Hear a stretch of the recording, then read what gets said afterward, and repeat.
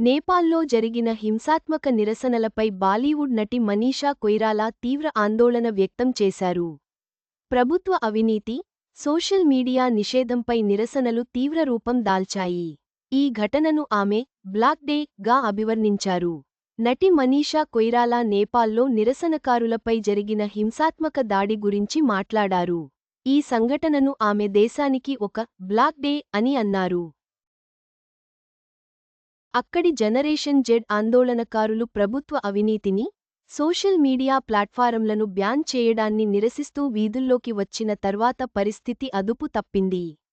దీంతో భద్రతా బలగాలు జరిపిన కాల్పుల్లో 20 మంది చనిపోయారు. నేపాల్కు చెందిన బాలీవుడ్ నటి మనీషా కొయిరాలా ఒక రక్తంతో తడిచిన షూను సోషల్ మీడియాలో ఒక మెసేజ్తో షేర్ చేశారు. ఆమె నేపాల్ భాషలో రాసిన పోస్ట్ను తెలుగులోకి అనువదిస్తే ఇలా ఉంది: ఈ రోజు నేపాల్కి ఒక బ్లాక్ డే. ప్రజల గళానికి, అవినీతిపై ఆగ్రహం, న్యాయం కోసం డిమాండ్ చేసినప్పుడు ఇలా బుల్లెట్లతో సమాధానం చెప్పడం దారుణం అని మనీషా అభిప్రాయపడింది. సోమవారం కాఠ్మండులో పార్లమెంట్ దగ్గర నేపాల్ భద్రతా బలగాలు నిరసనకారులపై కాల్పులు జరపడంతో కనీసం 20 మంది చనిపోయారు. 250 మందికి పైగా గాయపడ్డారు. ఈ నిరసనలు డిజిటల్ వేదికగా మొదలయ్యాయి. ప్రధాని కె.పి. శర్మ ఓలి 26 సోషల్ మీడియా ప్లాట్ఫారంలను బ్యాన్ చేయాలనే నిర్ణయం వల్ల ఈ అల్లర్లు ప్రారంభమయ్యాయి. అవినీతి ఆరోపణలు పెరుగుతున్న సమయంలో ప్రజల అసమ్మతిని అడ్డుకోవడానికి ఈ నిర్ణయం తీసుకున్నారని చాలామంది భావించారు.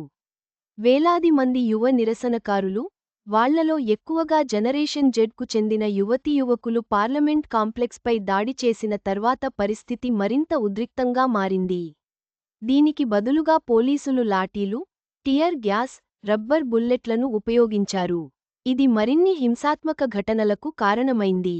దేశవ్యాప్తంగా ఉద్రిక్తతలు పెరగడంతో శాంతిని పునరుద్ధరించడానికి చాలా నగరాల్లో సైన్యాన్ని మోహరించారు. కాఠ్మండులో ఇంకా బిర్గంజ్, భైరహావా, బుట్వాల్, పోఖారా, ఇటహరి, దమక్ లాంటి పెద్ద అర్బన్ సెంటర్స్లో కర్ఫ్యూ విధించారు. తీవ్రమైన రాజకీయ ఒత్తిడి, ప్రజల ఆగ్రహం ఎదురైన తర్వాత హోంమంత్రి రమేష్ లేఖక్ ఈ హింసకు నైతిక బాధ్యత వహిస్తూ తన రాజీనామాను సమర్పించారు.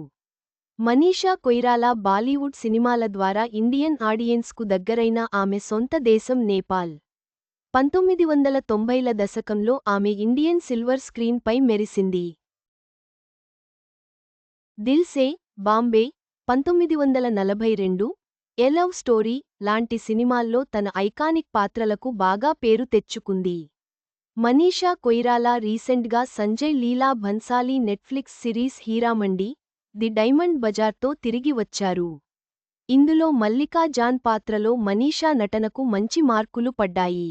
నేపాల్లోని ఈ విషాదకర సంఘటన దేశంలోని రాజకీయ పరిస్థితిని ప్రతిబింబిస్తుంది. ప్రజాస్వామ్య విలువలను కాపాడుకోవడం ఎంతో అవసరం.